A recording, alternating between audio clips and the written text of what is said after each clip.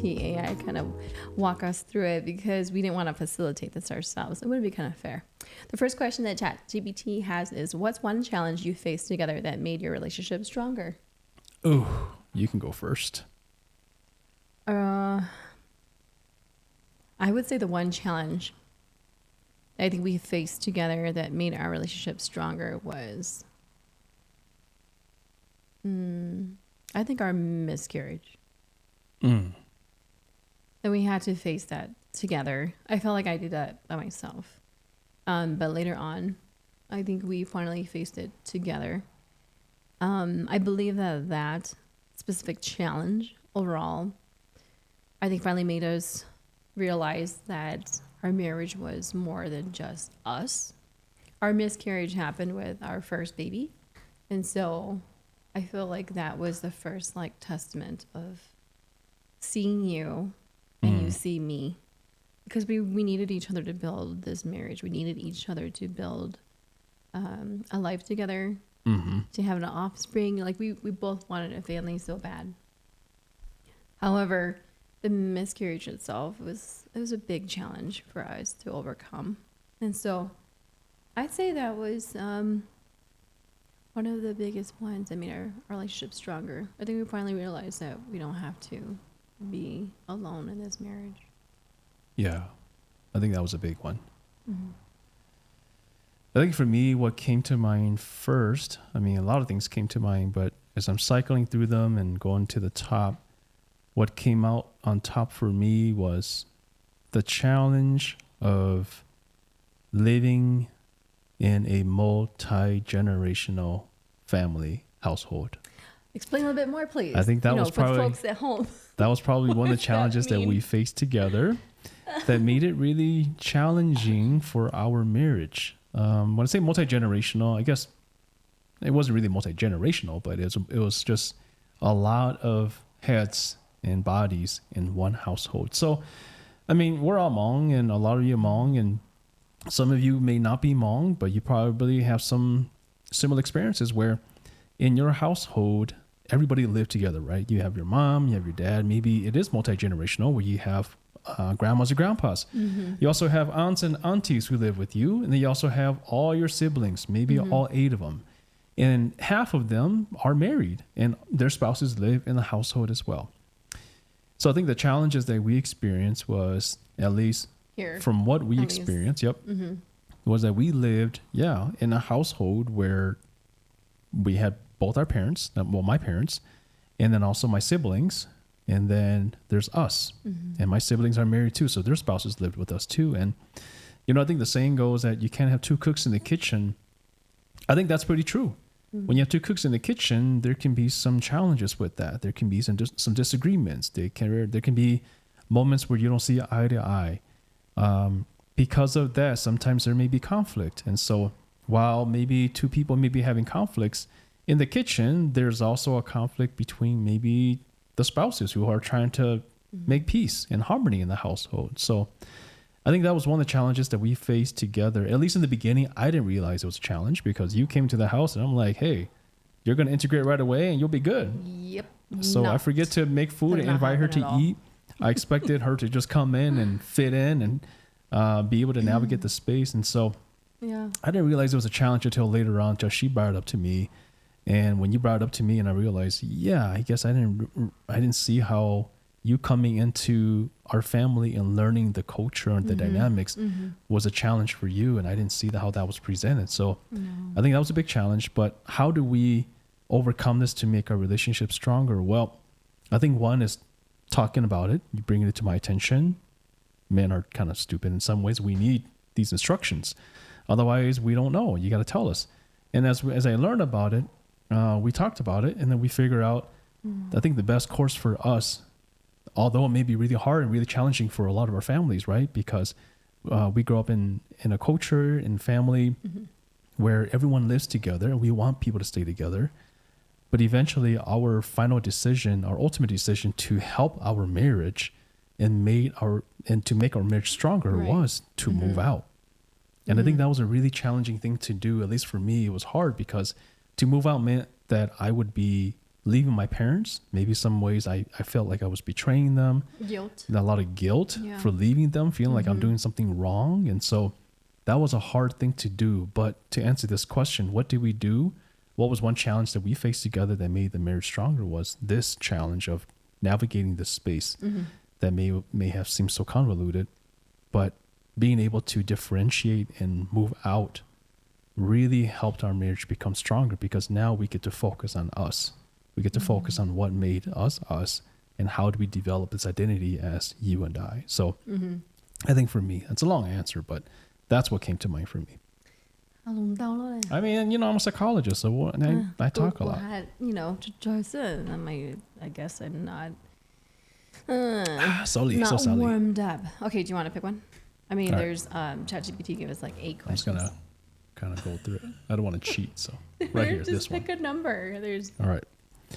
I got number 3. It says, what's a ritual or habit, big or small, that's helped maintain your bond? A ritual or habit, big or small, that's helped maintain your bond. together, you think, or separately? How about we talk about separately, Separately. and then maybe one together. Mm-hmm. Okay. How about you go first? Okay. Since you went first the last time. A And ritual or a habit, I feel like you have one. big or small, Tip of your toe. that's helped maintain our bond.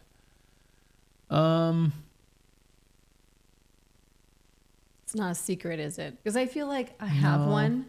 I feel like I have one, but you don't know that I have this as well. Okay, you go first, because I have a lot, What? but I want to choose one. Do you? Yeah. Ritual or habit? Ritual or habit. Yeah, But this is something that, it doesn't happen, just once in a while. Mm-hmm. But it is a habit and a ritual that does happen consistently. Maybe not like all the time, but it does happen. It doesn't die out. Okay. Okay, my ritual is that, and this is only something that happens when I feel like when we're about to travel, or when something big is going to happen, like an event, or maybe you go do something. I try to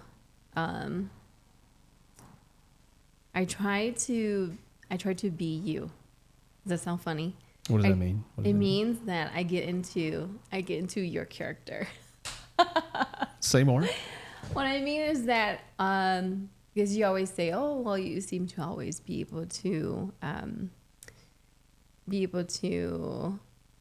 anticipate my needs, right?" Mm-hmm. And so I feel like I do that better by thinking about being you. So I actually go through your schedule as if I'm you, and it's a ritual for me, because I feel like I want to get emotionally connected to what's happening that week for you. Yes. So I try to actually do that. And I feel like if I do that, then it helps me from not, and I quote, from not blowing up at you. Because for the people at home, and maybe a lot of people that are actually on my side, is that when we go on vacation or we do events, he almost prepares nothing. Mm-hmm. I don't. Like almost nothing. Like today, even though it's his birthday, very natural of him to not pack any food, no ingredients, no condiments. To the point where I'm like, I didn't even buy water. We have to stop and buy water because he doesn't do that. It's not a part of his ritual. It's not a part of his, he doesn't do a checklist kind of thing. He only takes care of himself. And I try not to blow up at you. But Wait, okay, I have something to stop. say about Wait, that. But I try not to blow up at you because it actually bothers me so much that after all these years, you still don't help out, right? And I used to pick fights with him about this. Like, you know what? I don't even want to go on vacation. I don't want to do anything because I'm going to be the one that's packing all of the 4 kids' backpacks, their suitcases, and I will have to help them unload it and help them do that laundry. When they were so young, I would be so mad at him because he would not help at all. And I could not understand why. I just couldn't understand why that was until I became you. until I became you. Please say more about that. Because he What did you learn? actually does a different set of lists of things in his mind. So he'll book the tickets. He'll check in. Yeah. And he'll check in. He'll make sure we have enough gas. He'll make sure we have the right amount of cash on hand. And he'll make sure that we need all of the, verification that is needed when we go on vacation. Your license, But, probably? there's so many times I wanted to blow up on you. And you know what? I don't do any of the things that he does. I don't do any of those specific things that you do. And even till this day, like, for example, Yaya Fest. You didn't do anything to get ready for that. I mean, I think we got ready on the same day before we left. Literally. Yep. Like, literally. And he's like, can you put my outfits together the day of? And I'm just like, I'm a last minute person packer. Sure. And mind you, I think we were both working that week. And I'm trying to get into your head and trying to anticipate what is it that you would need and whatnot, and not show any frustration, because I feel like over the last 18 years, I know that it was never it was never going to be something that would help our relationship to blow up on you, or to give you a long list of things that I would prefer you to be a part of. Instead, I will accept the terms of what they are, instead of trying to change you to recalibrate, to help me relegate. Oh my gosh. I just regulate my emotions. Okay. Can you tell that I haven't been in the office for like a whole week? Uh-huh. I haven't been talking to humans. But yes. Yeah, well. That's my ritual, is that I try to actually act like you. Yeah. It's a weird ritual, because I think, okay, if I'm Calvin, I literally say this: if I am you, what would I need, or what is it that I have to work on this week so I can make my event successful, or my vacation a success? And actually, I really try not to stress out about this because it is stressful to also try to act like you, because you have so much on your plate as well. But then, it actually helps me get through the entire vacation, or the entire maybe event, or whatever it is. It's weird. I think, well, let me go back to answering quirky. here, and then I'll go to the other one. Well, here you specifically said these are the only things you need to pack. And so you're like, don't ask no questions, just pack what it is. And so yeah, but I it only wouldn't packed, matter. I only packed my clothes. I only packed exactly what you told me, my fishing gear. I mean, that's important, right? So I did exactly what you said, because you want this to be a surprise. I didn't want to ask any questions, so I didn't ask questions. I know, but I'm saying, like, with every other event. But to go, so now to go back vacation. outside of this one here, I don't know. I think a lot of guys can agree with me that it just doesn't cross our mind as much. And I think, don't generalize it, because that's not very true. I'm saying most guys. I'm not saying all guys. I'm saying most guys will agree with me. Some people that some people do plan. I'm not saying all. I'm saying most guys would agree with me that this doesn't cross our minds. If anything, what does cycle through our mind is, how far is the trip? Are there any threats that we need to think about that might be in the way? Are there any construction that would impede our travels? Is there anything that we need to look out for, like verifications, like you said? Booking flights. Are we checked in on time? Do we have all the logistics Are there wild done? animals? Are there, like I said, threats? Are there wild animals that we need to plan for? So do I need to bring bear spray? Do I need to bring a weapon, something? Is the car fluid checked? Is fluid good? Is oil good? Are the brakes good? Is the radiator overheating or not?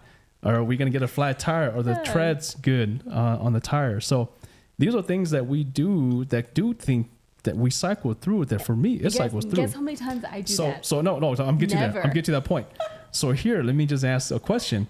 If the roles were reversed and I said, okay, you do all these things. You go check the tire treads, check the fluids, you check us in, flights, buy all these things, check the roads, check for all these threats. How do you think that would go for you? Not well. And you know what's funny is that I finally came to the senses that you do all that. And then I stopped picking fights with you. Maybe. See, the reason why that. Maybe like around like, maybe like right when we moved. Yeah. I stopped. And the reason why that starts to work, and this is probably a good advice for all of you too, is when we start to tally up things, we get in trouble.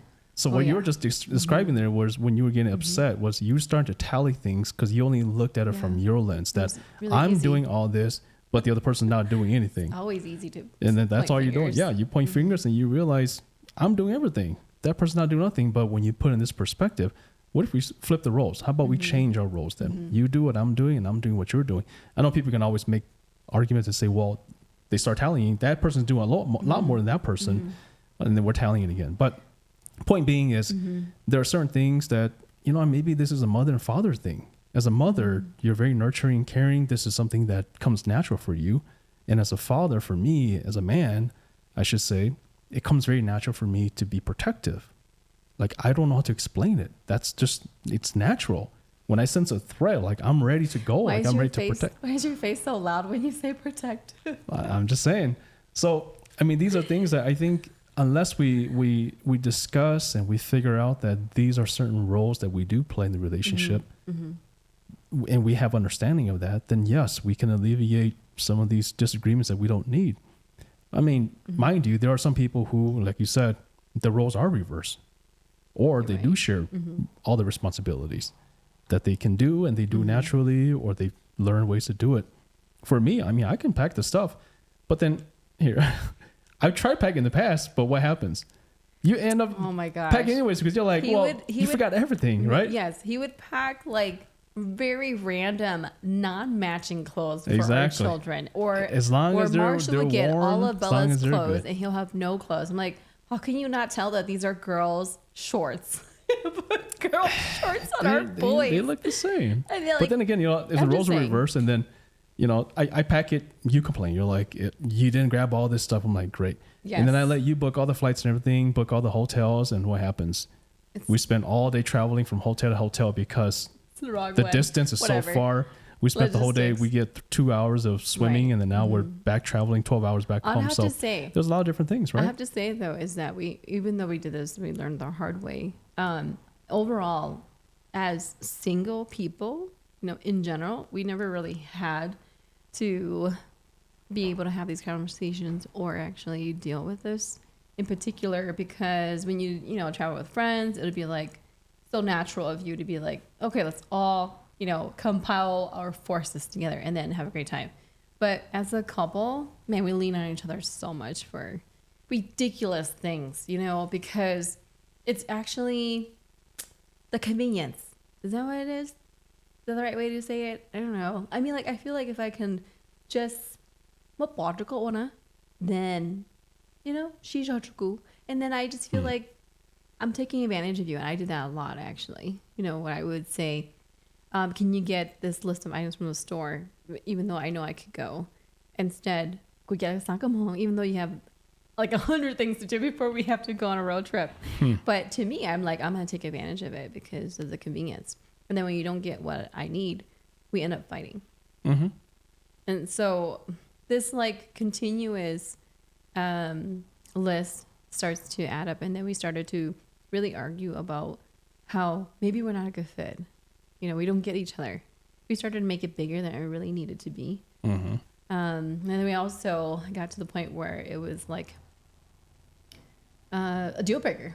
You know, it was, I could do this all by myself. I don't need you. You know, it was such a deal breaker at one point where I'm like, I can stand on my own 2 feet. I can work for my own money. I can get my own things. And it started to become so hostile, you know, between each other. It got to the point where it's like, no, it doesn't help at all. Then you go do it. And then you're like, fine. Yeah, you go plan everything. Go book the hotels. Go do all that stuff. And that's right? actually how we ended up, you know, getting to the point where we were both we were not seeing eye to eye and avoiding each other. You know, it was a terrible, terrible time in our marriage. Yeah. And it's now my ritual to trust you, but to also try to anticipate what you have been going through this week, which is so hard to do, you guys, because I never wanted to ever really think about his emotional needs. I always felt like because I am the woman, I needed him to know what my emotional needs are. And that was a very big mistake of mine, to be honest with you, because I felt like you shouldn't have emotional needs. That's a big mistake of women overall, I would have to say, because we tend to say, well, you don't have emotional needs. That's just a natural thing for a lot of women, I should say, could do. And that was a trap. So I would say it's now my ritual to actually stop and anticipate it in a way that it would only flourish our marriage. Yeah, not to go too far from the question here, I'm going to answer real quick. I think I saw some good questions out.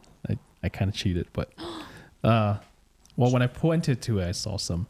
But quickly, I think, this one's not deep at all. If anything, it was more fun. Something that we do habitually is we like to watch TV shows together. So like last night, we almost finished a TV series, 4 seasons on Netflix. Hilarious. Watching K-drama together. I mean, life is so busy that sometimes we just want to chillax and do some Netflix and chill. And so I think one of the habits or rituals that we do is we find some time, we make time and sit down and watch a little bit of Netflix and chill. Exactly. Making time for each other. Let's go. Okay. All right. Did you want to look at all? Nope. You just go for it. No, Choose the next one. I mean, the older people. Let's go to the comments. Yeah. I have to, let me just stop, make sure. My arms are too short, so I'm leaning, of course, everyone. Oh, thank you for the stars. Let me just go through some of these stars here real quick. Oh. We got Tuku. Thank you for the stars. Thank you so much. Thank you. Oh my goodness. Thank you. Yeah. Thank you. Yeah. Thank you for tuning in. Thank you for the stars as well. Shout out to Ia. Shout out to Tuku. Okay, great. All right. No one has any dying questions. So feel free to ask questions if you guys like. However, we relied on ChatGPT for those that came in a little bit late because we wanted to not know the questions. So we literally just asked ChatGPT to give us questions. It's almost like we're playing a game. Literally, it is a game about what we did to make our 18 years work so far. And so far, okay, I'm going to say, how have you balanced personal goals with shared goals over the years? That's my question from ChatGPT. Reading it. Personal goals and shared goals. Let's just say in the last, do we want to go through a timeline? Because we did this really bad. We didn't know how to do this. It was a terrible sequence of events, I would have to say. I think we teared each other apart down to pieces before we actually built ourselves back up with our shared goals. Balance personal goals with shared goals over the years. Well, I'll go and answer first since you did the last one. I think for me, I can speak from the shared goals the personal goal is, you all have been following me for quite some time now. You know, my journey, starting off as a student and then eventually going to graduate school and now being a licensed psychologist. That was my personal goal. My goal was to become a psychologist. And so pursuing that was an individual and also a relational sort of process because I had to do some things on my own. And then there were times where I needed you for support too. So I think trying to pursue that personal goal was something that I wanted to do, but I had to really include you in that process as well. Like I still clearly remember asking you like, hey, I'm thinking about getting my doctorate. Like, what do you think? Do you think that'd be a good choice? This is a good time. And your response was, yeah, if you want to do it, go for it. Of course, at that time, right?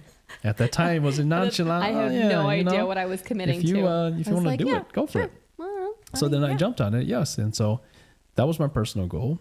Of course, it was not the easiest road that we took. Lots of bumps, lots of turns, lots of detours. Right.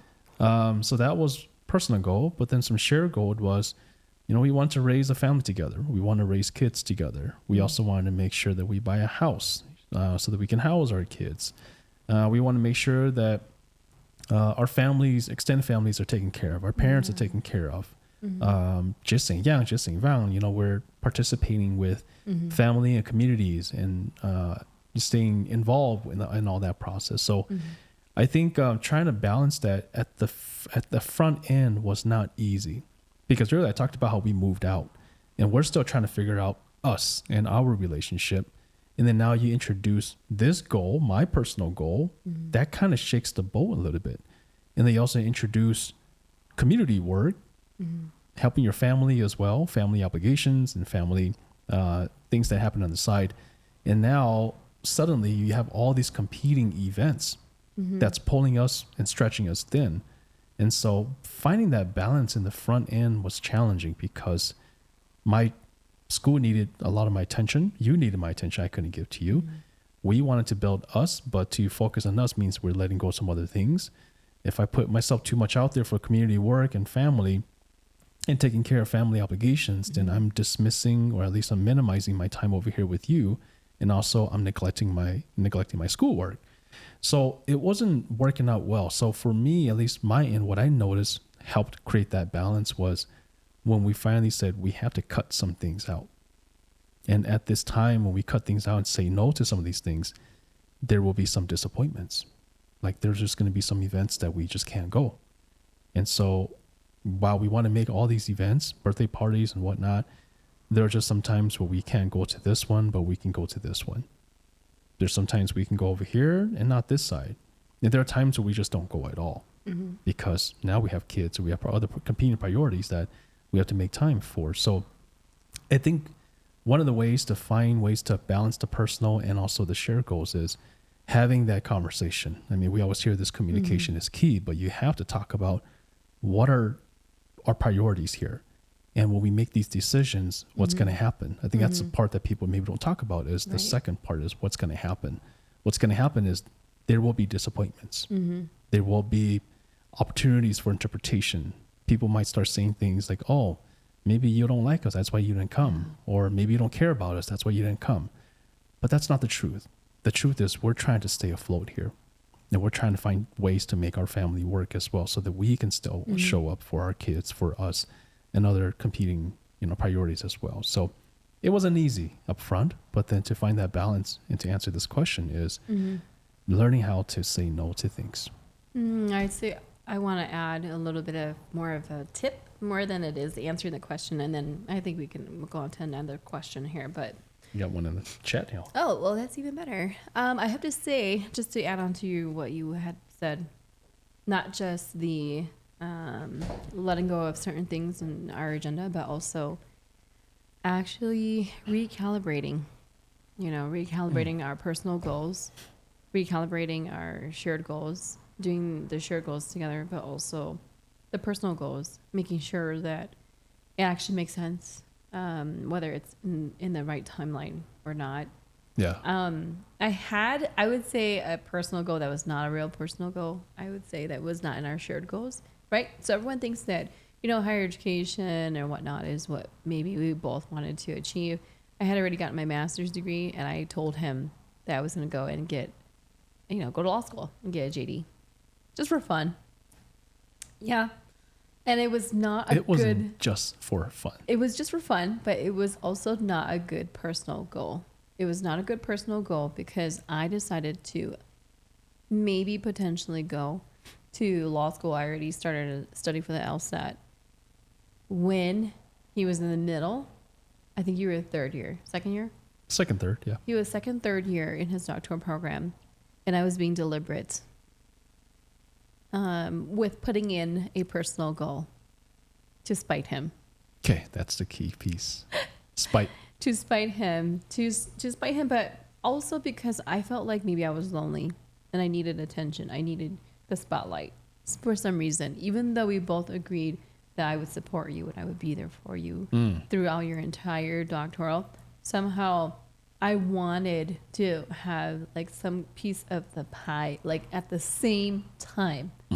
I wanted to have a taste of it as well for whatever reason, because jealousy, we're highly competitive people to the point where, when he was in his doctoral program, I was like, but what about me? I want to go too. No one's talking about me. All they do is talk about him. Yeah, and so so childish. We're acting like this because this is what our kids sound like when this happens. But now I'm like, gosh, that was a terrible personal goal of mine because it was not a part of our shared goals. I had to recalibrate myself. I took the LSAT off of my plate. I took the idea of going to law school off my plate. And we then sat down together and talked about our shared goals again. And I actually never shared with him, at that time of why I wanted to go, because there was one question he had asked me. He goes, "What are you going to do with your law degree even after you get it?" And that's when I was like, damn it, he caught me. Well, I know you. I mean, I didn't say have I'm any going to school to be a plans to psychologist? do anything with a law degree. I was just going to go just because I wanted to make him mad. Isn't that married people do some weird stuff to each other when we hate each other? That's actually literally what I wanted to do. I wanted to accumulate more debt for us because he hates debt. I wanted to compete with him in the circumstances of higher education, whatever it is. I just wanted to not allow you to meet your personal goal. And that was this terrible trajectory of myself in our marriage until we finally saw a guiding light, and then we recalibrated it. I mean, we finally had better shared goals. So that is something that I just wanted to give as a tip. Recalibrate. Okay? Took us a while to arrive into that place. Ooh. I mean, it wasn't easy. It was so bad. Let's go through some of these comments here. We got, all right, okay. Oh my goodness, thank you for the star, Chu Lee. Oh, well, and Chu Lee's a question up there. too. Okay. Do you want to read it? Yeah, well, thank you, Ku. Hi, Nikhil. Let me just go through this real quick. Good support. I would love to send stars, but no much love. Thank you. Thank you. We really appreciate you all. So say Lisa Kong from Illinois. Hello. Lou says, I love how self-aware Zong is. It's hard to admit when you were acting in bad faith. Ooh, that's hard to do, right? It took a long time. Yes. Just so everyone Self-awareness knew. is key. Like maybe 5 Oh, years. it means, as soon as I said that, I read what Susan said. It says self-awareness is key. Susan, it took me 5 years. Susan says self-awareness is key. To actually say, well, maybe I was wrong. Mm-hmm. And then it took like another 10 years to work on accepting. Oh, that's the hardest thing to do is accepting Oh my gosh. your It was bad terrible. habits. Terrible. All right. Well, thank you, Chuli, for the stars and also the question. Let me just read this real quick here. Chu's question is, how can I, as a man, empower my significant other without having the fear of them becoming independent of me? Such as maintaining my role as the leader and man of a relationship. Happy anniversary to you both. Thank you. Thank you. And great shirt. Go Wolves. I know, right? I know. Let's not talk about it. It's really stressful. It's really stressful. Disappointing. Yes. But yes, go Wolves. It's okay. So how can you as a man empower your significant other without having the fear of them becoming independent of you, such as maintaining your role as a leader and man of the relationship? Well, the first place that my thought is going to is, why is that fear there? That's what I'm wondering is, what's the fear doing there? Why is it there? And what's underneath that fear? And the reason why I'm asking about the fear and why that fear caught my attention is, when you want to empower your significant other so that they themselves can start doing things independently in a relationship, you do want that. And let me use our relationship as an example. Okay. Like, I wouldn't want you to be dependent on me all the time. Like, there are going to be times where I need you to also do some parts, right? So like we were talking about earlier, packing, stuff like that.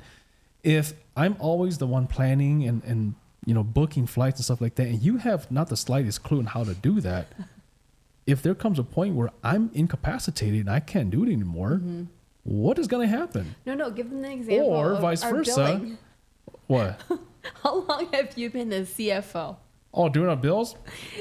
As long as for the last 17 years. Oh, no, more. I think I've only seen our spreadsheet since we've dated. I've only seen our spreadsheet since last year. So going back to that point, I mean, even roles reverse, right? I mean, what if you're incapacitated and I can't take care of the kids or I can't pack things, right? So you do want the other person to be independent at some level, right?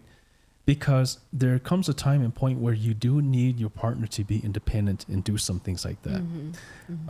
So the reason why I caught the fear is, if your partner suddenly becomes independent, why would you fear that? I don't know what's underneath your fear, but here's some hypothesis that I'm having is, if you suddenly become independent, I think my fear, if I'm thinking about from a relational perspective, my fear probably is, if you become independent, that means that you don't need me anymore. Suddenly I'm not valuable anymore. Suddenly I'm just not important to you anymore. Mm-hmm. Or if you become independent, there's maybe some fear that you're going to leave me, that you don't need me anymore. Mm-hmm. And again, it goes back to me wondering, what am I going to do then? So that's what I'm wondering. Is I'm not saying that's your case here, Chu, but I do wonder what's underneath that fear, the fear of your partner becoming independent. And so going back to your question, how can you as a man empower your significant other to be independent without that fear, or at least empower them to, become independent, right? It is, going back to the communication piece, making sure you both talk about what's necessary in the relationship, what's needed in the relationship, so that you both understand the different roles that you play. But more importantly, understanding that in this relationship, nobody is leaving. I think that's the part that maybe the fears for some people is being triggered, is the fear that someone might leave. If you and I understand each other, that this is our covenant, and till death do us part, regardless of what happens, we're going to be here. Even if you become independent and you know what you're doing, I wouldn't have that fear anymore. I wouldn't have that fear of you becoming independent and then moving on or doing something else. If anything, you become independent allows me now to refocus on some other things that may be important, either it's myself or our kids or family and things like that. So I hope that answers your question, Chu. But I think as a man, maybe that's some things that, we have to work on. We have to understand is, where is the relationship, the strength of the relationship, and it's what's underneath the fear of them becoming independent. I do want to share a little bit from the woman's perspective in regards to encouraging her male partner. And I'm only speaking about this from the perspective of a hetero relationship, because it's all that I think we have had experience with. But when us women, when we encourage our men to lead and to also be independent, we cannot shame them. We're really good at also saying, hey, maybe you should pick even a restaurant, or you should plan the next trip for us. Or, you can also maybe go and help coach one of our kids to do better in something, whether it's chess, whether it's basketball or anything. Sometimes when he does it, I'll be like, you're so mean. Zip it. I'll be like, you're so mean. You need to be nicer, and I'm not even allowing him to have this independence to build a connection with the situation that he's in with our kids or whatnot. I start to criticize. I also start to strategize ahead of him and give him pointers on how to be independent. It's such a discouragement. If I just say that, it's such a discouragement for our men, for our brothers, getting when we just can't stop, and we can't just shut our mouths and just watch the process. Let it percolate. Let it simmer. Watch it go in the direction. You know what? If they fail, good on them. It's going to help them. It's going to either build them to be more compassionate in some ways, or be able to maybe, re-strategize, or be able to posture themselves for the next time they have to be independent. That is my perspective for y'all in this question overall, because every time I'll be like, you could if you could just put a little more salt. Zip it. If you could put a little more sauce on there. I was like, you want to make dinner next time? He'll be like, no. I mean, it doesn't matter what the situation is as a man, to lead or to be able to do something for the family. Overall, But go back to the question that, the word empowered, Zip it. Women. There's the word power in there as well, right? To empower is to give the other person power. So that's a great point you're making, is to not shame them so that they do hold on to that power. And going back to your question, Shu, about how do I empower my partner, that is allowing them to take the reins, allowing them to have that opportunity to take that lead if they need to, right? Exactly. So maybe one of the easiest example is, maybe I don't need to be in the driver's seat all the time. Maybe I can give my partner the opportunity to be in the driver's seat as well, to let them try it out, see how that goes. and allow them to be in that power position as well without us feeling like insecure or feeling like I'm not doing my man part and things like that. Whatever that is, I'm just putting things out there that we allow the other person to sit in the position of power for a little bit.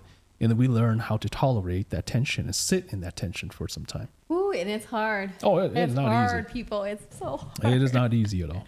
It is tough. It is really hard. Okay. I do actually, it looks like there are other, maybe. Are you team foe or team kapon or kapia? All three options. Which one are you? Wait, where are you? Hold on. Oh, I don't know. I just picked up my phone. Oh. This is from Suli. Oh, easy. Kapon. Yeah, I think for me it's going to be Kapon. pho. I got to do pho. Pho is my jam. Yeah, I can see that. Actually, whenever we go to a pho, I actually eat up one. I never eat pho. We can go to any pho restaurant. And that's what y'all's on. That's what you always eat. No, that's not the reason why. Honestly, I just feel like no one can make it better than mother. Oh, so yeah. I actually just do that. Mm-hmm. Yes. Susan says, yeah, fear of abandonment or fear of a role replay. Yeah, absolutely. There's this fear that you might leave me. And so if I give you too much power, if I teach you, maybe I'm not important anymore. Mm-hmm. Yeah. Yeah. And like I was also saying, yeah, it's the fears that you don't need to lie to live. Mm-hmm. Own it and be open about it. Sounds like a movie. We got to talk about our fears. Mm-hmm. Yes. Oh. Susan said, thank you for sharing your human hearts. Sometimes I feel like we're robots, but if we can accept the end, yes, we're all human. We love the space that you have for your community, and have a good night. Well, thank you so much, Susan, for tuning in. We really appreciate it. I wanted to jump down to a question from Suli Lee. Is that okay? Mm-hmm. I don't know where you're at. You keep navigating, so I always want to make sure. Okay. Why is it that men decide to marry someone from the motherland? Actually, I have legit uncles and legit like people who I know that have actually married from the motherland. I love that you say motherland because we have not been there. We can't yet own it one day that we can say that it's our motherland yet. But I know what you mean. There's probably a variety of ways. This is my perspective. Why do men do that? And it's also because there is a different pace. There's a different pace of life. It's just my opinion and what I have seen.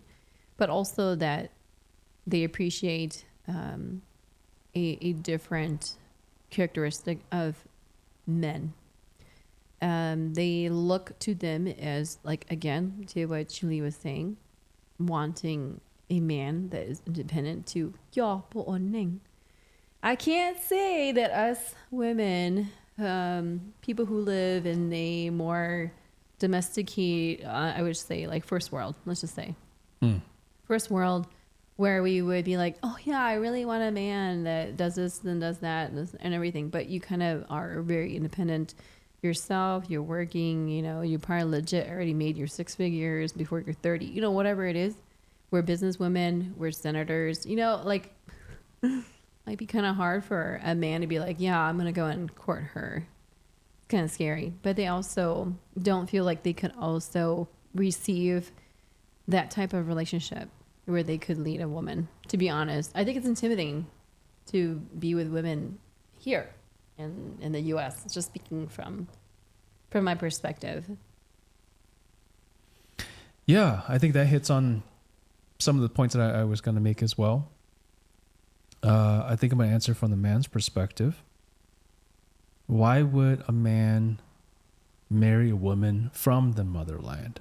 I think that piece you talked about, a woman who is successful, who is independent, like we talked about here, can be threatening to a man. And I think as I say that, I am also wondering what is so threatening about that. I think a lot of the men in the U.S. here struggle with being a man because of society.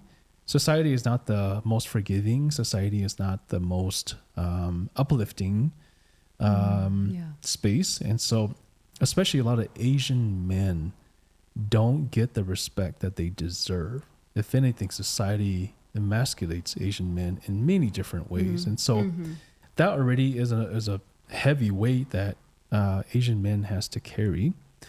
And then going back to the part you're talking about is, yeah, maybe there's, I mean, if we look from the cultural lens, there's a lot of expectations as well for a man to be a leader, for a man to lead, and for a man to be a provider, for a man to have maybe status, for a man to be able to, be the head of the household. And so that in and of itself is hard to even navigate, because what does that even mean? And how do I get there? We get told all the time, you need to be a man, but what does that even mean? What does that entail? How do I navigate this? Is there a playbook that I can use? And sometimes there isn't, unless you have a good role model or father figure who can help you navigate that space with shared common values. So without that, how then do you navigate this space? And then, you're already lost in this space. And then now you try to marry somebody who has some status, or somebody, like to your point, makes six figure, maybe is executive, a CEO, who has been able to successfully achieve life, I guess, to be able to move on with life, to become a CEO, to become an executive, whatever that is. And then maybe for me as a man, I've gone nowhere. I haven't gotten to that status yet.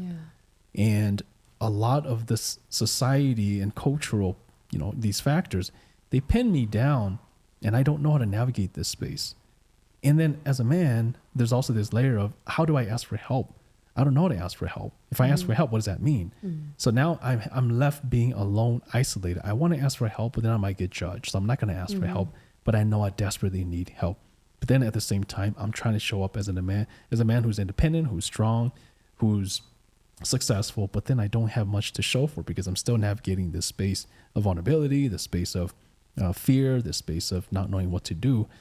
So it's hard to be with a person who is successful. If you're an executive and I'm still struggling with this, it's hard for me to be with you, because I want to let go of all these messages that I have, that it's okay.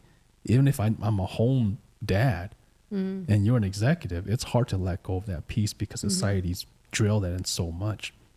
So I think that makes it hard for a man to be able to be in a relationship with a lot of our Hmong women nowadays, if we're talking about the motherland here, because our Hmong women are very successful. A lot of our Hmong women are successful, super successful. Absolutely. I talked about executives and CEOs. Yes, we have a lot of executives and CEOs, Hmong women who are very successful. And that can be presented as a threat to some men who hasn't been able to navigate that space. And so why do they go overseas to the motherland? Well, to your point earlier, maybe they just want someone who can look up to the more traditional values and honor those traditional values of, I just want you to lead me. I'm not here to be an executive. I'm not here to make a lot of money. I just want to be a homemaker. I want to start a family, and I want to be able to support you and support the family and play my role as maybe a homemaker. So maybe that might be a reason. But then again, we also hear stories of a lot of men going overseas to marry overseas because they themselves didn't have a good relationship. Maybe their relationship, they've never talked about things like we talked about here. And then the kids grow up and they're empty nesters, and they realize, wow, I'm with a roommate. You and I have nothing in common. And so I'm going to break off with you because this relationship is now sour. We have no purpose anymore. Our kids are gone. And so now we don't know what to do with ourselves. We divorce, and then I'm going to go find someone and start something new and have some fun. So maybe that might be another reason. I mean, so there's circumstances so many different like, pieces here. It's like in the hundreds of millions. We would never really be able to, come up. We don't actually monitor this, obviously, but at least I would say from the experiences that I have seen, they actually just ended up meeting. Like, people who I know who went over there literally went over there for something else, and they just met. That too, yeah. They just met, and they were a great match, and then it just worked out that way. And then for other purposes and other reasons that I feel like is just kind of broadcasted in our community, it's a little bit too far-fetched, and that's a little bit too dramatic. I don't think that's what's happening in every single situation. And so I think just take it with a grain of salt. People are meeting not just at the motherland, they're meeting everywhere. And I would say also to what we had just discussed, that it's not to say that the women in the motherland are not killing it. They are still killing it. There's still engineers over there. We have Miss Universe. Obviously, they're still laying it out. And so throughout the world, if anything, I don't think the men here could go and court those Maybe a little challenging, but thanks for the question. All right.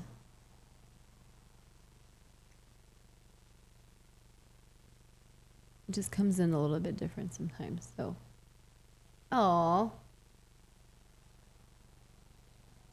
Peter has a question. Would you like to answer Peter's question?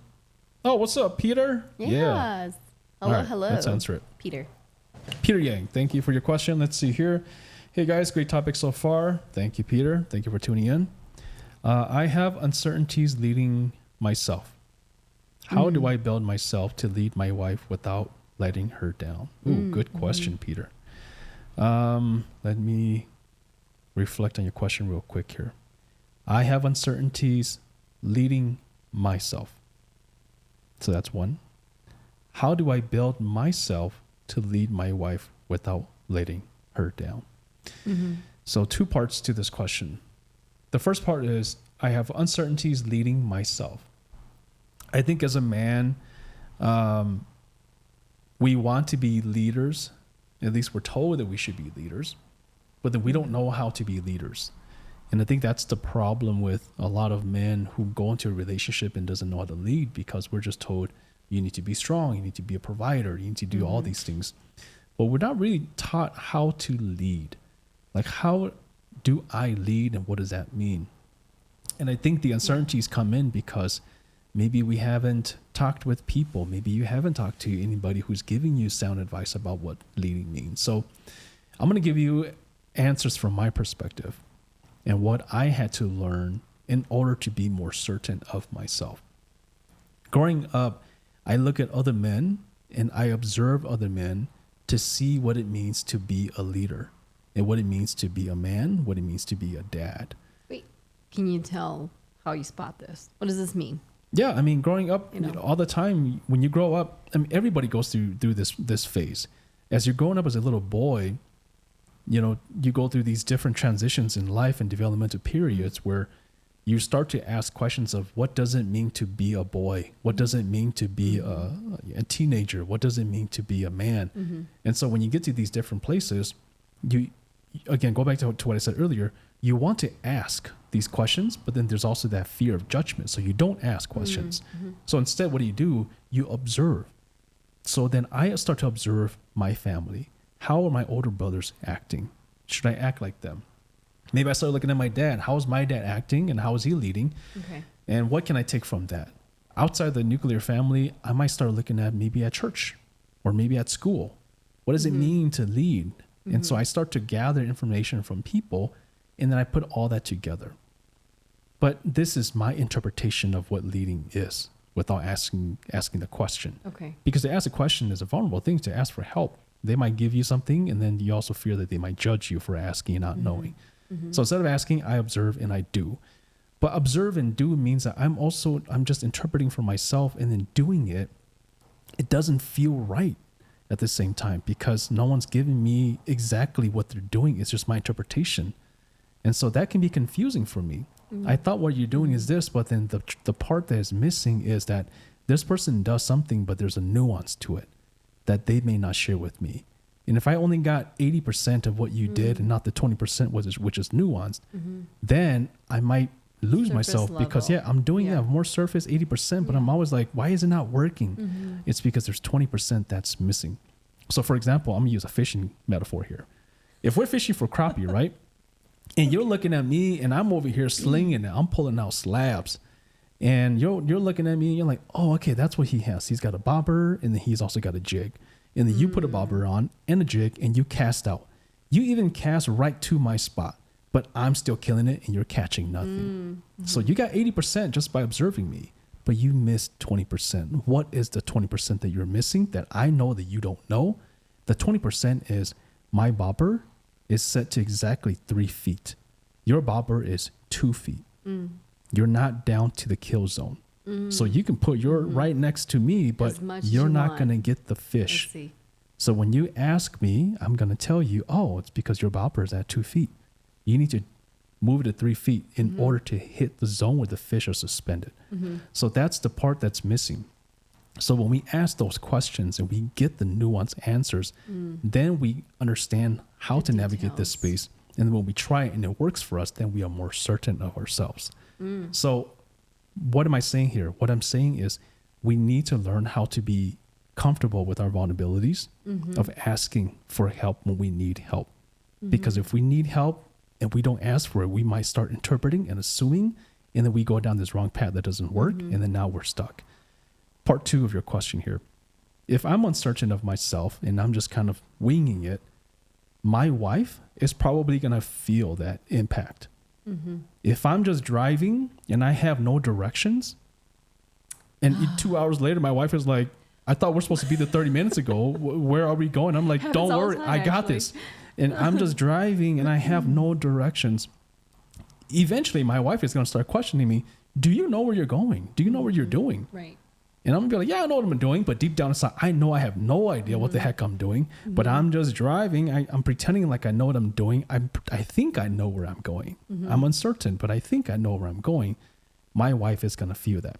And eventually, when I finally say, I have no idea what the heck we're going, am I going to let my wife down? Absolutely. Is she going to be pissed off at me? Absolutely, right?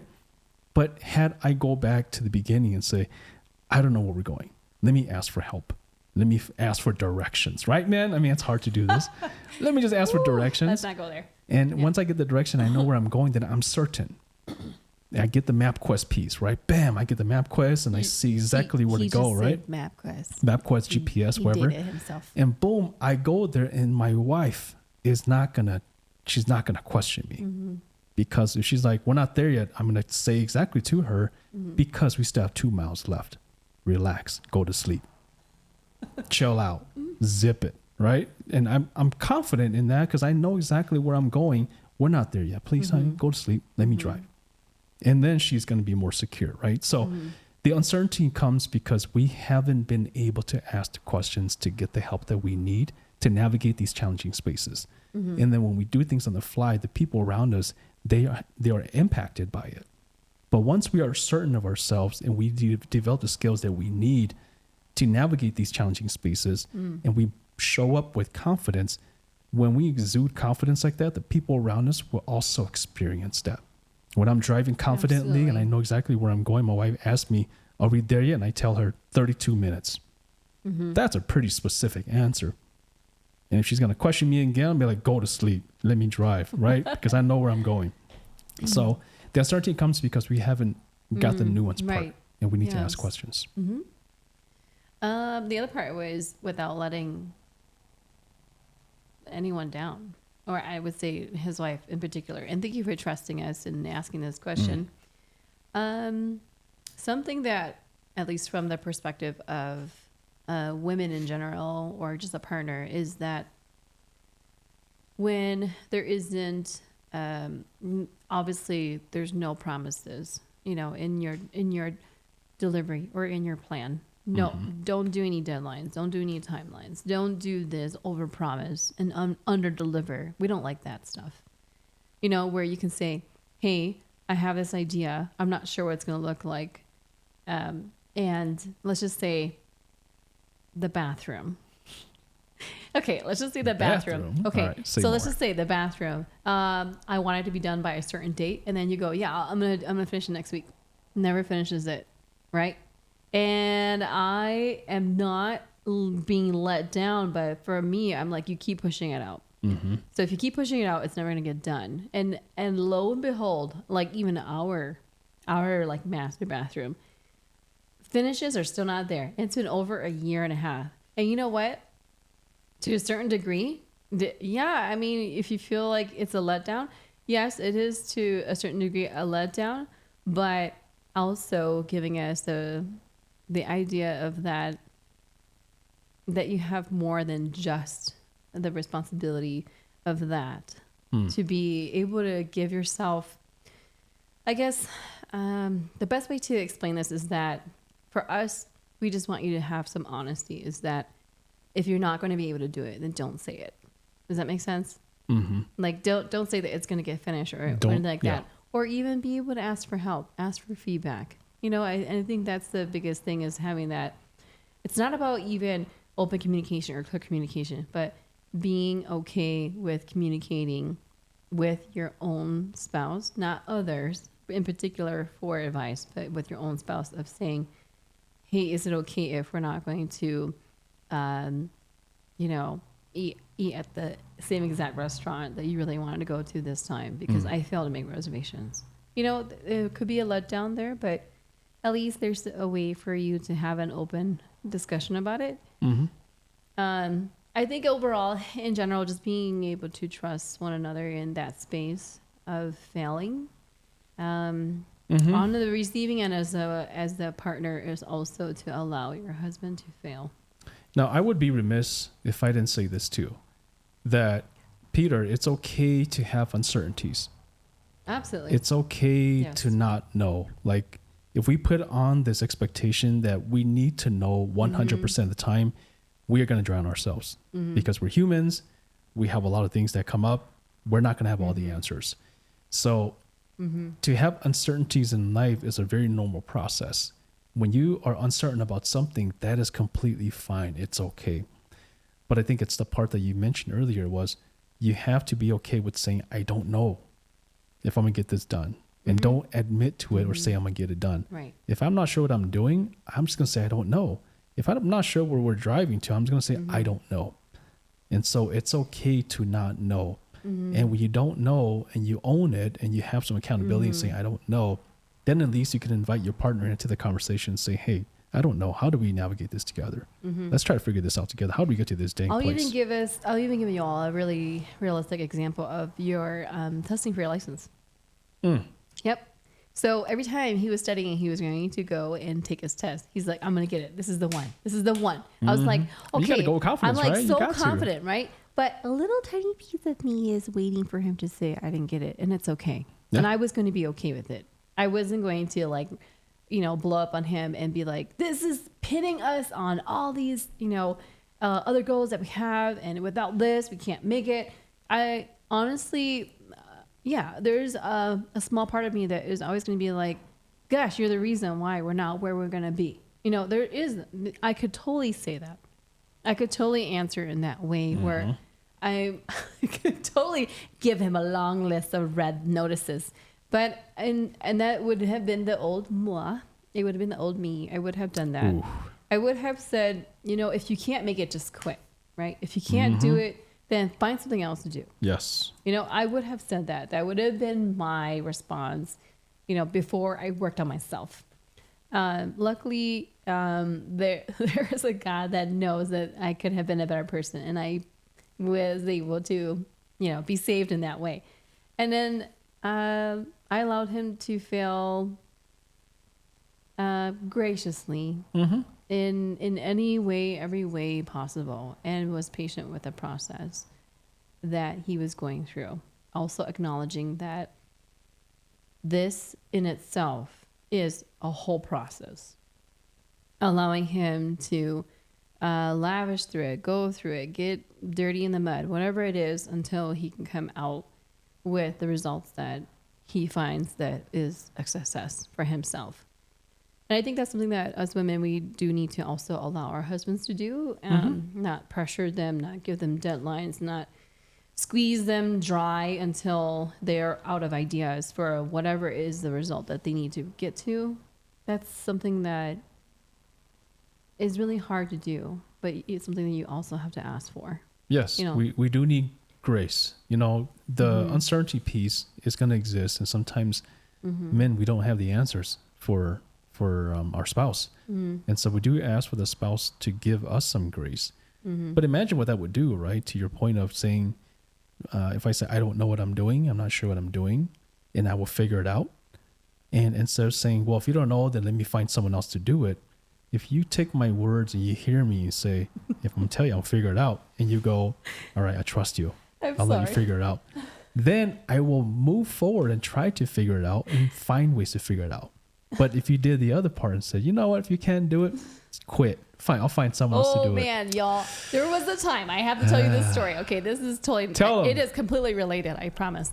The reason why I need to tell this story was because there was a time where I was trying to surprise my sister with like a brand new makeover in her room. Okay. And I wanted him to install a chandelier. Unfortunately, the house is a little bit older and it doesn't really place well, right? Ooh, I was so quick to be like, if you don't know how to do it, then fine, I'll find someone else to do it. It was so rash of me to have said that, and I did not even allow him to, I guess, figure it out. Yes. Yeah, if anything. I think, I'm not even sure how we survived that day. I think he almost killed me. Oh, no. I was leaving, actually. Yeah, I think he was probably gonna. Until your sister stopped me. I think he was probably gonna end our relationship at that time. I don't think I would have ended it, but I wanted to leave and then come back to talk about it. Coming out, but man, it was exactly that. But with any decision, doesn't matter what your husband's going to decide on, is to allow him to process it, to get there, to figure it out. Because if we don't, I mean, we're constantly only going to say, well, here are all your shortfalls. But really, it's actually our own. Not allowing you to actually figure it out. Yeah. Exactly. Mm-hmm. Yes. But thanks for the question, Peter. I think this is a great question. I think a lot of people struggle with this too. Yes. My short arms. What's up, Paul? Paul. Hope y'all are recovering after Yeah Fest. I'll just say our connection with y'all, it was so short. I feel like we just need to do a video call with you and Kim. Mm-hmm. I'm having Kim withdrawals. Just let her know. Okay. I think we have time for maybe a couple more. Did you want to go through some comments though? Yeah, let's go through the comments here. Okay. A couple more and then we're going to wrap things up. Is there one that you particularly looking at? Because your eyes are there. I'm just I can't see what you're looking at. I want to read through some of these comments here. Okay, wait, tell me which one. How about that life says, I think communicating that you are trying and learning would help. Yes, exactly what we're saying here. This would open space for growth, communication of efforts, and accountability. Yes. And so, lead with your wife. Absolutely, right? Earlier I was saying that if I'm not sure what to do, hey, let's work on this together. I really don't know what I'm doing. Invite that collaborative work. Right. Marriage is a partnership, yes, where there are two people running things. Absolutely. Yes. New Yang says, life is truly a journey of embracing the unexpected. Yes, you have to create space for that. We're not always going to know. Each day offers us a chance to learn and grow, reminding us that there's always something new to experience. Absolutely. In this ever-changing world, we can find moments of joy every day, even amidst the challenges. Daily. Yes. For sure. You don't need to be fearless. You need to be faithful. Absolutely, right? We were just talking about that. A man who leads imperfectly, but with humility, love, and direction, won't let his wife down. I love the way you put that. Yep. Yes. He will grow into the kind of man she trusts more over time. So that's important. Leads imperfectly, but with humility, love, and direction. And what you said earlier is allowing that man grace to sit in the place of humility imperfectly, with love and with direction. Because if the man is, of course, vulnerable, accepting humility and imperfect, and then you shame me even more, that's just going to kill me. So we got to have space for grace in order for that to exist as well. Exactly. Oh, I don't think we have no more questions after that, unless my phone is not working. Nope, but Paul has a comment. I don't know if you can see it. Emily says, hi, Mommy. Hi, Daddy. Oh, it's Claire. That was Claire. It's our daughter. Let me just read Paul's really quick. It says, yes, Calvin, this is the biggest blow in a man's manhood is finding someone else to do it when we as men is doing our best to figure it out. And then it leads to resentment and disappointments. Yes. And then we actually stop doing what we need to do as leaders. Or, like we said, he's out. It's going to tap out. Be gone. I ain't got time for that. And we have an episode of that before, too, about how we almost tapped out. Yep. Ain't got time for that. Practically. What's up, Nunu? Thank you for tuning in. Yeah. Yes. Okay. I have a question from also... Couple more? Yeah. Okay. I have one from Kathy. Okay. Kathy Hirsch says, thank you for tuning in as well. As ladies or wives, if you see your significant other is struggling and figure out something out, do you something that you know the answer to? Do you zip it and let him figure it out, or do you make it easier by telling him? Actually, I've done this many times. Let me think. I'm trying to think of when we did this. Actually, kind of recent.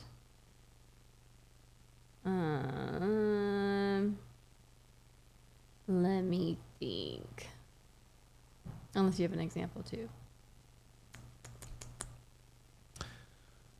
Wait. What are you asking? The question. Something that I know the answer to. Do I zip it and let you know, or do I give you the answer to it? I will have to say. You can answer from the wife's perspective, Yeah. and then I'll give you my thoughts. I mean, to be honest with you, it was always based on what was detrimental or not. I mean, was it life threatening? Then yeah, I'll be like, let me just tell you the answer. But besides that, let me give you a couple examples. I would say that in the times where I butted in, I would say it, and I would give him the answer, or just shout it out. Maybe let's just say it's in front of our friends or whatever. Let's just say it was something about. I'm trying to think if there was an example of when I stepped in and I gave you, or I just say it because I'll be like, he doesn't know. Let me just tell you what it is. I think you curled up into a ball and probably went under the table. I felt like that's what I did to you at that time. It was maybe about a discussion about something, and I felt like I belittled you or something like that. And I just remember making you feeling really, really small at that time. And it didn't really help that we got the answer out, or that we knew what it was and we gave it out, or that I gave it out. I remember just leaving from that conversation feeling sour in my stomach, but I didn't apologize for it until you actually finally told me how it made you feel. Because it made you feel small, especially in front of people, publicly. And even though I wasn't even trying to publicly shame you, I think it just made you feel like there is this distrust, or that, you know, there's something like that, to a certain degree, you know. And the other example is that when I did know, and I did shout out, I didn't really shout out, or I wouldn't tell you, but I'll mention it to you, is, would you like me to tell you what it is or what it was? And you open up the ability to be vulnerable to say that you don't know. Mm-hmm. Then it felt like I could be a part of helping you to know or to figure out what it is. I didn't zip it up, but I waited for you to invite me into that space, or that I offered to tell you what it was, whatever the answer was, if I knew something, right? Oftentimes, I feel like from the wife, from our perspective, it's very easy for us to want to say, lead our family already, right? Please. But we actually don't really allow you to. Yeah, it's something that it's very, triggering for us to want to take over the wheel when we know what to do instead, especially when we are intelligent and we are educated, or we just have the, stamina to do something, or, we have the ability to, and the drive to do something, right? And we're waiting for you to take the lead and want to do something, and you're not doing it. I also don't take the time to acknowledge what you're going through, what you're processing, maybe why you're not leading, or maybe why something's happening in a certain way, because whether it was whatever the situation was is triggering for you to not do something in a certain way, or you have a traumatic experience of doing something that prohibits you from wanting to do something, to lead in that way. And I actually forget that you're human, honestly, when I do these things. I completely forget that you have feelings, actually. Very, very terrible part of me. But I do forget that you have feelings. I forget how you process information. And I just want to push you aside and all of a sudden be like, I have the answer. I know it, or I can do this too. It's just, it was so hard for me to adjust and not be that person, who has the answers, and allow my husband to also be a part of the conversation. It was really hard for me. Yeah. This question is hard to answer. And I'm cycling through a lot of scenarios. I'm listening to yours, and that's being added to my cycle of thoughts. It's hard to answer because there's missing context. And so it's leading me to create different scenarios of how to answer this question. So kind of just going through it so I can answer this question too and give my thoughts on it as well is, I mean, if we're talking about like kids' birthdays, right? Dentist appointments and stuff like that. And they're asking, we're like, what's the date of birth? We go to the dentist or we go to the doctor's office and they're like, fails all the time. So does your daughter have allergies? And I'm like, does she have allergies?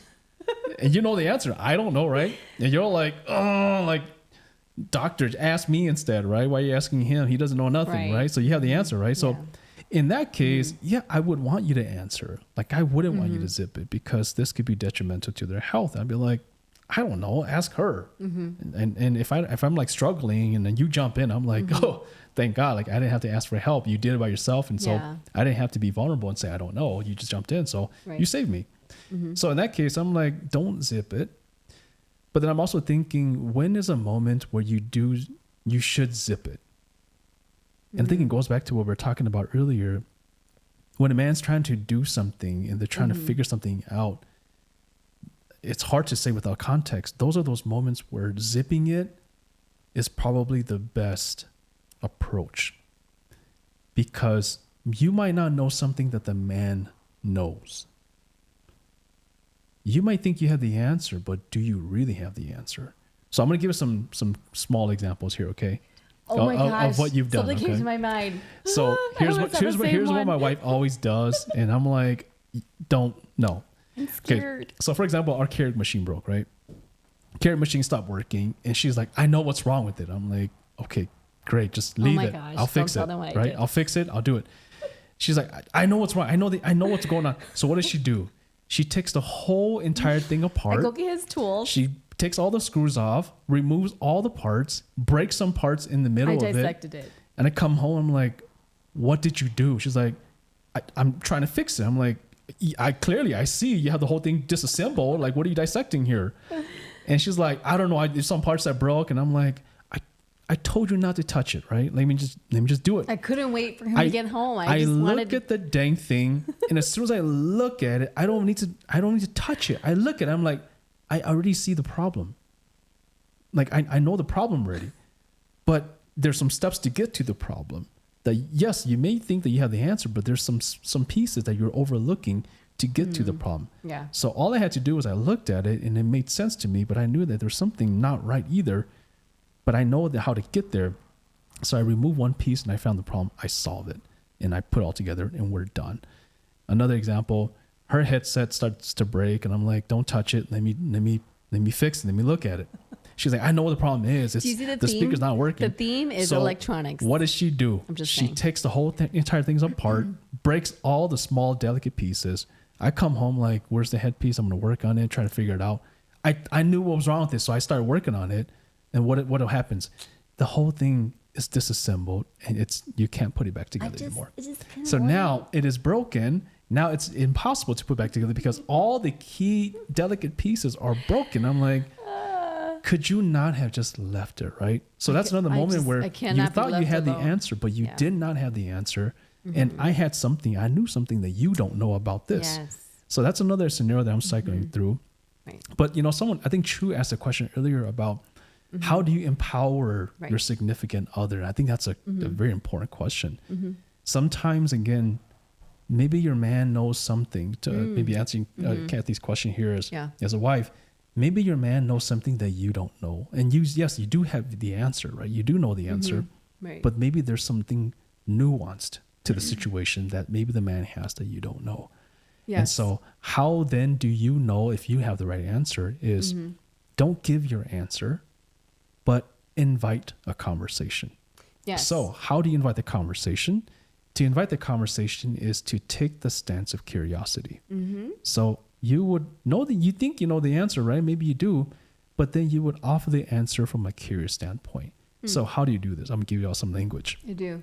A way to offer something in a way that is from a place of curiosity is to say, I wonder.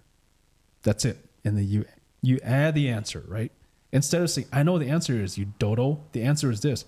You offer it in a place of curiosity, meaning you still respect that person in their position. And you say, well, I hear that. And I wonder, I wonder if this, right? Your answer is still there. I wonder if this, and then maybe the quote unquote man here, I wonder. The if man the goes, yeah. I mean, yeah, that sounds right, right? Apart. So then the man's able to take what you say, use it, because it's not you demeaning the man or shaming the man, but you offer something through curiosity.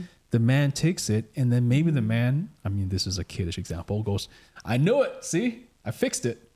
I just had to do this. But the man took something. And if you want to empower the person, yeah, maybe you yourself knew the answer, right? And you offered it from that standpoint. What did you do? The problem is solved, but you also uplifted that person through respect and honor. And you don't go there and take the lightning away and be like, I told you that, you dodo brain. And now you have this disruption just in this separation. But if you really want to help the person be empowered and grow, you can do that too. And here, when this problem is solved, what happens? Not only is the problem solved, but you both have now moved on together, as opposed to moving separately towards a different direction, because now you hate each other because you're demeaning each other. You're throwing each other under the bus. You're shaming one another, right? So that's another example. I mean, sorry, Kathy, I have so many answers for you, but that's just how the psychologist brain works. But actually, Paco made a really good comment also. She's like, it's about tone and timing. Yes. It's about everything, and that's very true.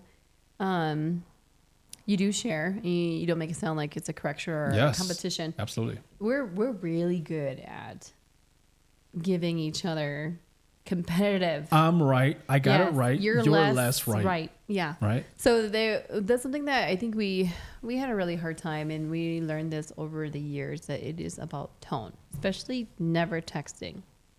Oh, yeah. Never emailing, never texting, never having the conversation of the I know this and that through a text, because the misinterpretation, the ability to just misread each other is so substantial when that happens. And so we have learned not to do that, because we've gotten arguments, like full on text arguments. And then you'll be like, wait till we get home and talk about it. And then he's like, that's not even what I meant at all. I was like, oh, well, it sounded like that. Yes. Being very slow to actually speak is unfortunately a very great attribute. I'm saying unfortunate because it's very hard to do. It's very hard to practice. It actually took me maybe, like 15 years to master. I feel like that was so hard. One thing that I would say very bad at, that I had to learn eventually to do, was to learn how to speak not to you and not at you, but to speak with you. I had a really hard time on learning how to speak with you, because I was very good at speaking at him. I was very, very good at speaking to him, to the point where it became like I was conducting him, and I was like not just correcting you, but that I was demanding things from you. And it became where we were no longer partners. We were no longer even husband and wife at this point, where I would be like, the bottle needs to be made at 4 ounces and 2 scoops. Why can't you just do this? You need to do this at this certain time. It got to the point where, you actually, he literally stopped listening to me, or actually just stopped talking. And that's actually a problem when your husband stops talking altogether. That's a signal as well. It's a huge signal. And it's not because your husband's quiet and he doesn't have, a conversation with you. It's also that you don't listen.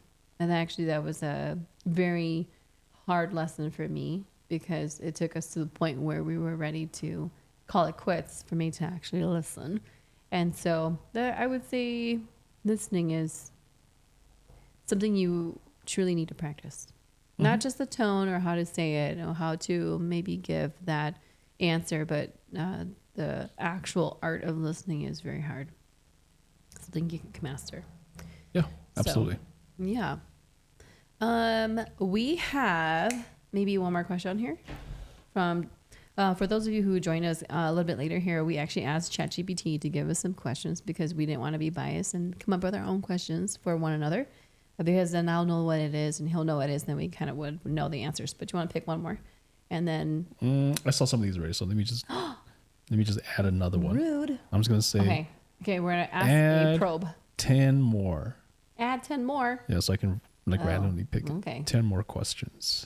Add 10 more, please, ChatGPT, about how we made it work for 18 years. And I was going to choose what number are we going to choose here? 3, obviously. All right, 3 it is. This is a favorite number. Well, if I'm counting, it says 9, 10, 11. So 9, 10, 11. Then 11.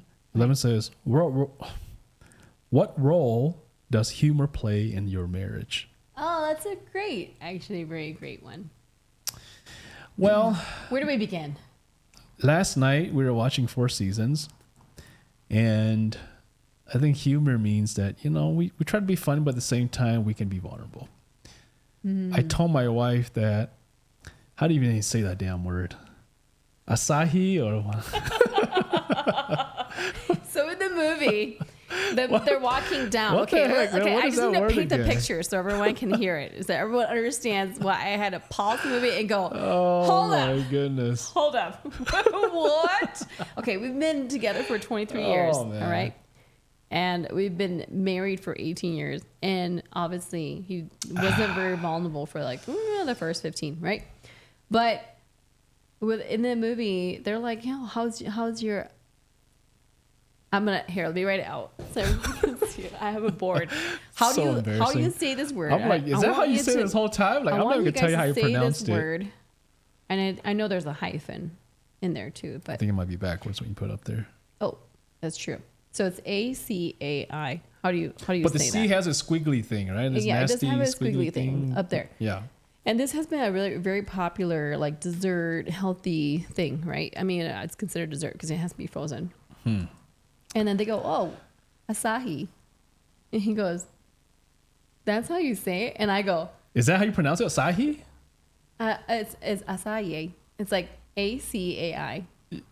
Wait, you said it 3 different ways just now. Well, some people want to say Asahi, but it's not Asahi, but Asahi. Asahi? All right. And then I stopped the movie and I was like, wait, what? Hold the phone. Hold the phone. How do you say it? He would not tell me. I'm like, dang, I can't tell you no more. He would not tell me now that I see it. What tell everybody what that word is.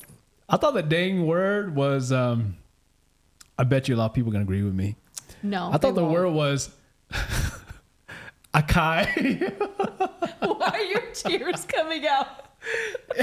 It's ACAI, Akai, right? Akai. I was like, are you kidding me? This whole time, like, Akai? when they said the movie or the show, I'm like, Asahi. is that how you say it? Asahi? Here, why don't we go to Google? I thought it was Akai. I'm like, all right, you know what? But I mean, humor and laughter, I mean, you have to be able to be vulnerable, right? Even to bring humor to a conversation. Yeah, I'm gonna play you it have for to you. be vulnerable Acai. for that to happen. Okay, ready? Acai bowl. Acai bowl. Acai, okay. Acai. That's what I Acai. said. Acai sounds He better said to acai. me. And I have to say, in the past, he would never have admitted it to me because when we were Oh, I had to be tough and right. yeah, when we were You're younger, wrong. and if he was to ever, I wouldn't really laugh. I would laugh, but I would laugh to a point where I started You're to really purposely shaming I me. started to demean him, and it was not a healthy way of humor. But I would say, how does humor play? These days, we try not to take things too seriously. If anything, humor probably saved our marriage for the most part, where we can look back and laugh at how stupid we were. Yeah. How dumb and how childish we were, and we look back and we're like, man, we thought about the most dumb things in the world, like ridiculous things, and now we can laugh at it. But these days, overall, jokes, comedy, I mean, sometimes we prank each other. But be careful though. I will say something about humor is that sometimes, I mean, we think humor is it's innocuous. We think humor is not offensive. We think humor is a way just to crack jokes and make light of things. But then when we are carrying resentment, we talked about earlier, some hurt. Oh, right. We might use humor to As a spite weapon. another person, Right. right? As a weapon. So I might tell a joke about you, Right. and everyone's laughing, but you're dying inside. And I knew that this would push your bun, but people would laugh. So I used that as a humor opportunity to make light of the space. But I knew that it was going to stab you right in the heart. Right. So I might do that, which we did a ton in the past. But that's not what we want you to do. We want you to be aware of that and not use that. If you know that this humor is not meant to uplift the space or not meant to create, a lighthearted space, but it's more to spite your partner, don't do that. There's 4 things that we talked about last time. The 4 horsemen of the apocalypse, Gottman's, right? To do that, I mean, that basically is you're criticizing your partner through humor. Right. And that might lead to contempt, which is the other piece that Gottman talked about, which I shared. And then eventually your partner's going to do what? They're going to be hurt. They're going to stonewall. They're going to shut down. Yeah. Or before they stonewall, they might be defensive. They're going to start defending themselves and to the point they're like, you know what, forget it. They stonewall. So those are the 4 pieces that Gottman talked about. Gottman's a researcher, if you don't know, research on marriage and relationships. Those are the 4 predictors of why a marriage would die, why people end up getting divorced. Yeah. So say it again. The 4 pieces, 4 apocalypse, 4 horsemen, 4 horses, 4 horsemen of the apocalypse. Gosh, I can't speak tonight. Should we just? We're getting closer. Should we ask Google how to say that? No, 4. Because not the one. Kidding. Okay. We say it all the time. 4 horsemen of the apocalypse. 1 is contempt. Contempt means disapproval. So you say something to me, I roll my eyes. Oh gosh, again, right? That's contempt. Another one is defensiveness. You tell me what I'm doing wrong, and instead of saying, I'm sorry, I didn't know that hurt you like that. Like I tell a nasty joke and you're hurt by it, you tell me, and instead of going, I'm sorry, I didn't mean that joke to hurt you like that. Instead, I'm defensive and be like, it's just a joke. What's wrong? Everyone's laughing. Gosh, it's so sensitive. Gosh, forget it. Maybe you shouldn't be here, right? Super defensive. That kills a marriage. That's how we used to be. Yeah, I know. It sounds horrible. Contempt, defensiveness. The other one is criticism. I'm always criticizing you. Why can't you do it right? I told you to put the dishes in the sink. Right. I told you to get things done by 3 p.m. and you're still not done. Why? Why is the bathroom not done yet? Yes, always criticizing, right? Criticizing kills a person we talked about earlier. And then, of course, the last piece that kills in marriage too is stonewalling. Why would a person stonewall? Well, because they're curled up in the ball so tight, there's no space for them to even grow. They don't know what else to do, but you know what? Shut down. They're going to get to a point of shutting down. So now we shut down. Now we're not talking anymore. Now we're just roommates who go on with the routine day in and day out. You go to work, you come home. I go to work, I come home, we sleep, we wake up, we repeat. Now we're just 2 roommates. We're not a couple anymore. We're not working anymore. Because the moment we try to engage, we criticize each other. Yes. We're defensive. We are contemptuous in some ways. So stonewalling moves into that space, and here we are. We don't talk anymore. 10 years goes by, we still don't know each other. We're just roommates. And so those are the 4 pieces you want to be careful about. Oh, okay. Well, thank you for sharing. I feel like that's a great place to stop. I think so too.